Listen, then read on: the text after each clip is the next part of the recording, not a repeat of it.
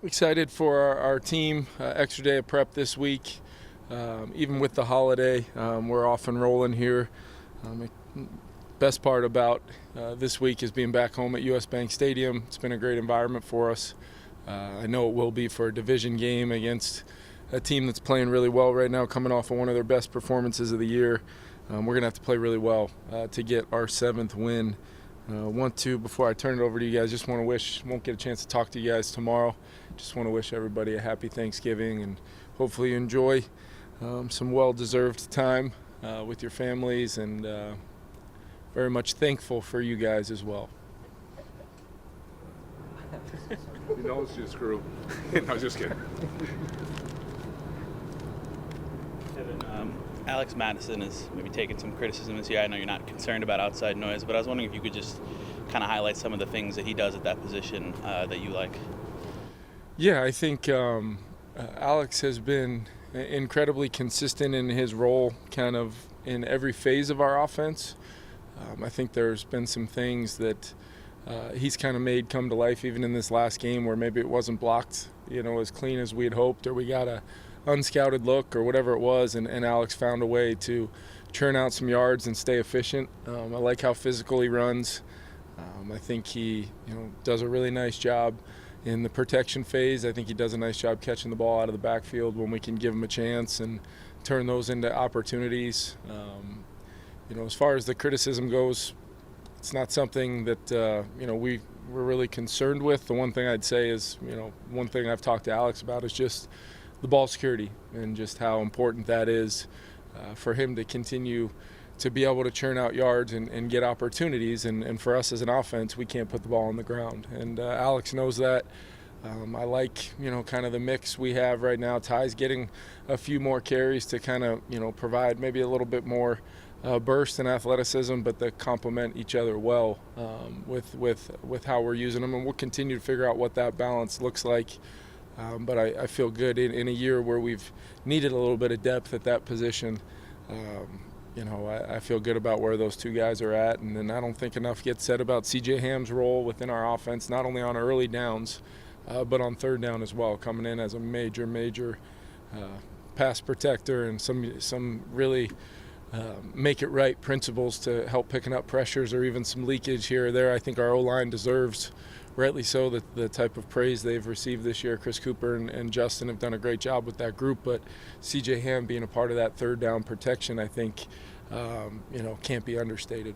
Kevin, with Justin, how do you balance right now the urgency to win against a division opponent versus giving him 2 more weeks to rest? Yeah, I think he took major part in our walkthrough earlier today. We'll get back out here in a little bit, get a little work tomorrow morning before giving these guys the rest of the day to spend with their families.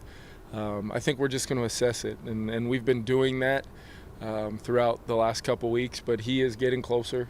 He is feeling really, really good. When that translates to him having a full performance, we'll rely on the medical team. Justin's got to make sure he communicates with the doctors and Tyler and Uriah how he's feeling, and then we can schematically kind of go from there. But, and until we kind of feel like he's at that place, which could come tomorrow, it could come, just in time for Monday night, or maybe if it gets down to it, it is post-bye.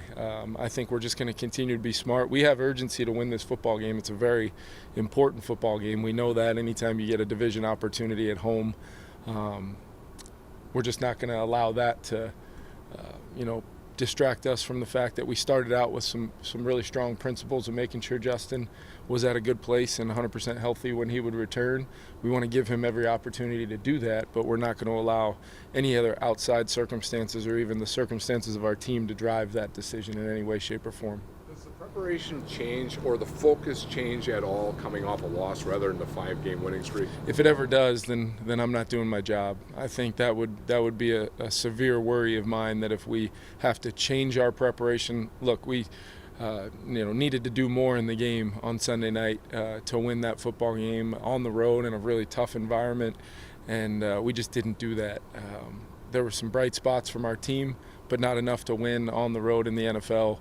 And you got to credit our opponent for how they finished that game, but also we look inward and we try to figure out, those exact things and those things we can correct and make those part of our preparation this week. Our teams have been preparing really, really well. They understand kind of week in and week out kind of the urgency we've had to kind of, move guys up, elevate guys, get guys reps that maybe aren't comfortable or haven't gotten the amount of reps some of the injured players maybe have. That's at the quarterback position, receiver, D-line, outside backer, whatever it's been. So our urgency of our preparation is kind of something we like to hang our hat on around here, and making sure we understand that every moment matters. And I don't think that should change based upon the results of the previous week. It didn't change throughout those 5 games. And you can have urgency and you can have a mindset, but I don't think our preparation needs to change very much from where we've been at. Kevin, you guys have had, whether it's Dalton or Josh or Cam Akers previously, a number of guys come in middle of the season that have had to contribute in some pretty big ways. What's the key to, I guess, getting those right when it's a guy coming in the middle of the year and having to hit on a guy in short notice? Yeah, I think it's a matter of, Kwesi and his staff identifying the type of players that maybe have the potential to do that. And then, the communication of us as coaches through the process of identifying those guys to help with what maybe we see or where we would go from a path of getting that guy ready to play. And then I think the individual players themselves deserve a ton of the credit.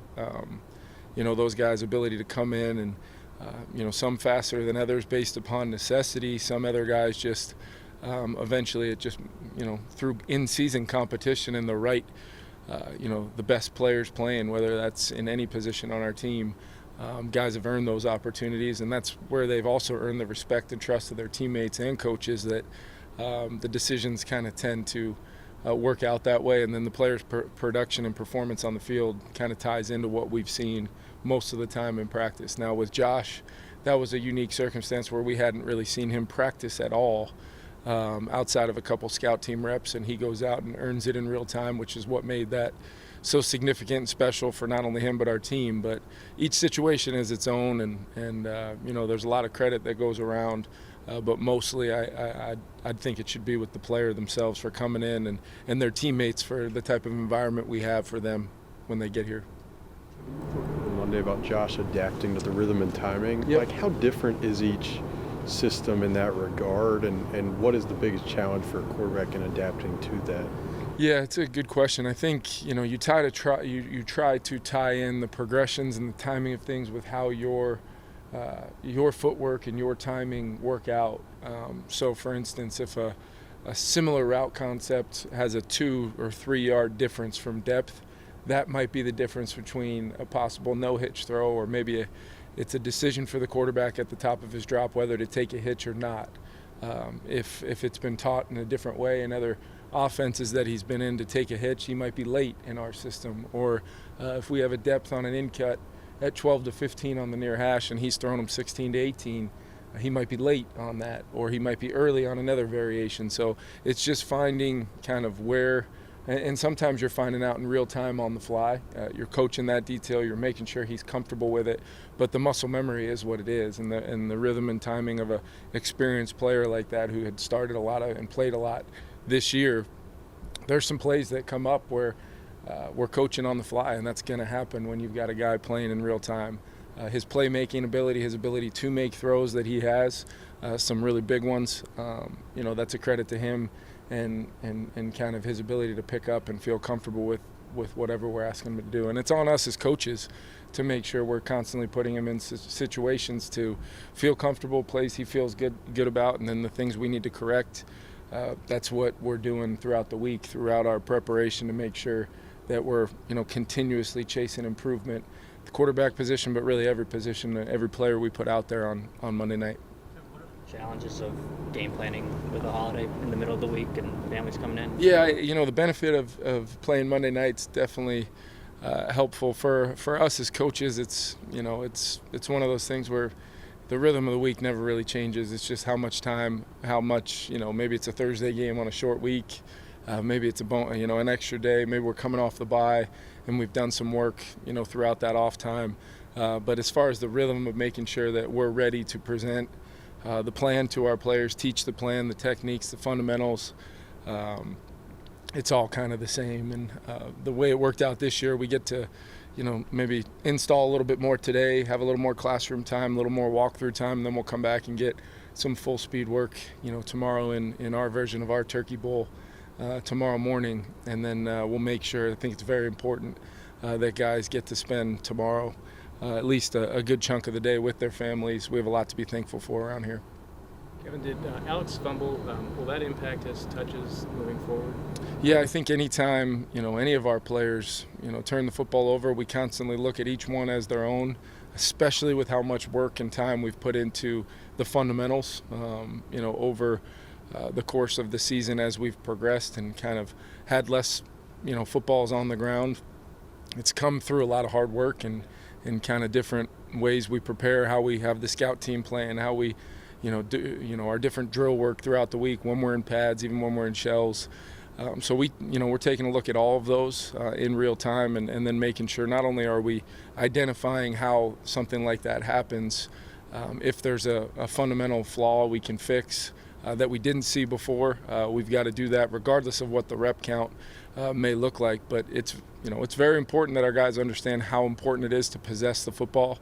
It's been it's a winning and losing stat regardless of, the team that I coach or any of the other 31 teams in this league. But for us, when you just look at the numbers on when we can break even on the stat since the start of last year, I think those numbers are pretty strong. And then when we don't and we lose that turnover battle, sometimes we've been able to overcome that. But just like the other night, your margin of error becomes so small. Field position becomes an issue, and ultimately given opportunities for our opponent against our defense when our defense is making it hard on people with how they're playing. So that's the complementary nature of football and how our team needs to play to win games. It's how we have won games. So we have to be critical and make sure there's an accountability factor there. Kevin, there's been conversation about Brian Flores and future head coaching jobs. Yep. I guess how have you seen his previous head coaching experience kind of help you, or that dynamic between you being the head coach and him having done that before? Yeah, I think that was selfishly for me one of the big reasons why I was excited about bringing Flo in here. From a leadership standpoint, from a player development standpoint, from his understanding of football, situational football. Having to, work through a season with some injuries and roster construction and how you put together your game day roster. Him and I are constantly meeting and talking about that because I want him to feel like not only defensively he has all the pieces that he needs that we can provide with our roster, but then also, getting his take on, have you gone into a game with a low number at this position and how'd that work out, and could you have elevated and just using the rules. He's incredibly bright. He's somebody I trust completely, and that does not surprise me. That that was my expectation when I brought him in here. That he would do what he's done with our defense, and he's surpassed even what I thought maybe could be possible in year one. And ultimately, that's not a surprise to me that the league's taken notice with the quality of a coach and a man that he is. Kevin, did the league offer you an explanation why that Kareem Jackson hit wasn't penalized? No, and they, other than, we turn in a lot of plays each week just to get clarity on things we can coach better, things we can have an understanding of to help us call, for me to call better plays, understand, how things are going to be officiated, and in the end, I think it's one of those things that the league's going to handle that. Look, Kareem, I got a ton of respect for him as a player. He's always been somebody that I've really admired the way he plays. He plays physical. He plays all out. He's he's been a really good player in this league for a long time. So the situation, the league decided to do what they did. Absolutely nothing against the player personally or anything like that, but we're moving forward, and I'm sure he is too. Just in general, through 11 weeks, you said that B-Flow has even maybe exceeded some of your expectations. What have you made of just the coaching job he's done and the way that it seems like different guys step up on that side every week? Yeah, I think I've really enjoyed watching the way he's really brought out the best in some of our core players. Getting to see guys like Danielle Hunter and DJ Wanham have the seasons they're having, Harrison Smith, and I think all Vikings fans were excited probably to see 22 down around the line of scrimmage, pressuring again, being a part of some of those things, as was I. And, then you look at, some of the young players that have developed, like an IP at the linebacker position, Makai and a Caleb, and then some, we're very deep at the safety spot. So let's, the smart coach that he is, he's found a way to maximize Josh Metellus for the great player that he is, while still allowing Cam Bynum and Harry to really thrive in their roles, getting guys like Harrison Phillips and Jonathan Bullard and Tonga kind of, maximizing their ability to impact the game as well. And it still all comes with an all-11 feel, where it feels like they're all working together. The communication is clean. The operation is clean. Total credit to Flo and his staff. And I think the way they've evolved throughout the season, I've really admired, just, taking something and making it better, and not just relying on, what maybe last Sunday looked like, but how can we make this morph and continue to grow and be the 2023 Vikings defense, regardless of Flo's past or Saravo or Durante or any of our other defensive coaches' pet. It's kind of a think tank world where, I told Flo the other day, it kind of rivals what I've tried to do on offense with Wes and Ange and Coop and Key and Mod and all of our guys. And it's just, that's what my goal was. When you interview for jobs as a head coach, you have to have a plan for what your hope of the staff will be. And Flo has basically come in here and done all that and then some. He's made me a better coach, and he's certainly helped a lot of our players, which is the most important thing. Thanks, guys.